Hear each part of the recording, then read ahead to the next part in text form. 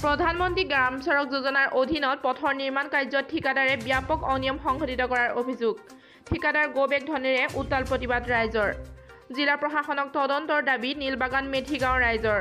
হোজাই জিলাৰ 90 নং যমুনামুখ বিধানসভা সমষ্টিৰ অন্তৰ্গত নীলবাগান মেথিগাঁও সংযোগী প্ৰধানমন্ত্ৰী গ্ৰামীণ সড়ক নিৰ্মাণ কাৰ্যত কামৰ ঠিকা লাভ কৰা ঠিকাদাৰগৰাকীয়ে ব্যাপক দুৰ্নীতি অনিয়ম সংঘটিত কৰাৰ অভিযোগ উত্থাপন কৰিছে অঞ্চলবোৰৰ ৰাইজে।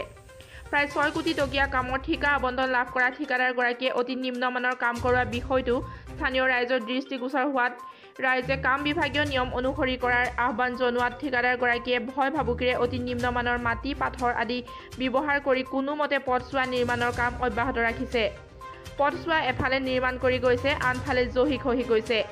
নীলবাগান মেথিগাঁও সংযোগী অতি ব্যস্ততাপূৰ্ণ এই পথছোৱা নিৰ্মাণত বিভাগীয় অভিযন্তা আৰু কামৰ ঠিকা লাভ কৰা ঠিকাদাৰগৰাকীয়ে দুৰ্নীতি অনিয়ম সংঘটিত কৰা বুলি ৰাইজে অভিযোগ কৰি ইয়াৰ এক উচ্চ পৰ্যায়ৰ তদন্তৰ দাবী জনাইছে।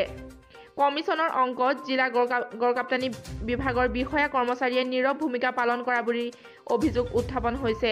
এই ক্ষেত্ৰত হোজাই জিলা উপায়ুক্ত আৰু যমুনামুখৰ বিধায়কে কি ধৰণৰ পদক্ষেপ গ্ৰহণ কৰে সেয়া লক্ষণীয় হ'ব।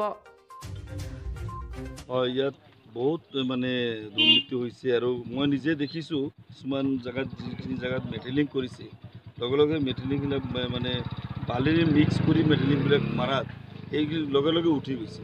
গতিকে বহুত মানে অন্যায় হৈছে, কাৰণ ইয়াত পাব্লিকে যিমান সহযোগিতা কৰিব লাগে ঠিকাদাৰজনৰ লগত কৰি আছে আৰু আজিৰ পৰা নহয় আৰম্ভণিৰ পৰাই মানে ইয়াত পাব্লিকে সহযোগিতা কৰি আছে। ঠিকাদাৰৰ নাম কি? ঠিকাদাৰ নামটো দিলীপ দাস।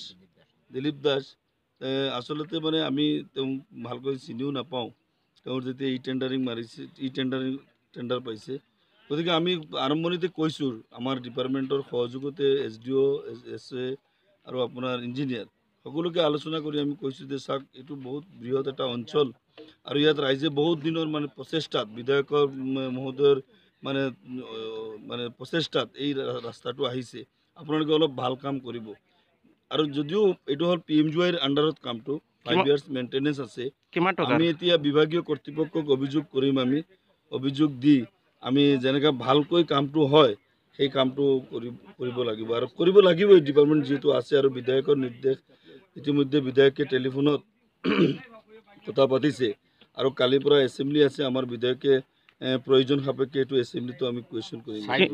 কিমান টকাৰ কাম জানে? এইটো 6 কোটি কিমান আছিলে একজেক্ট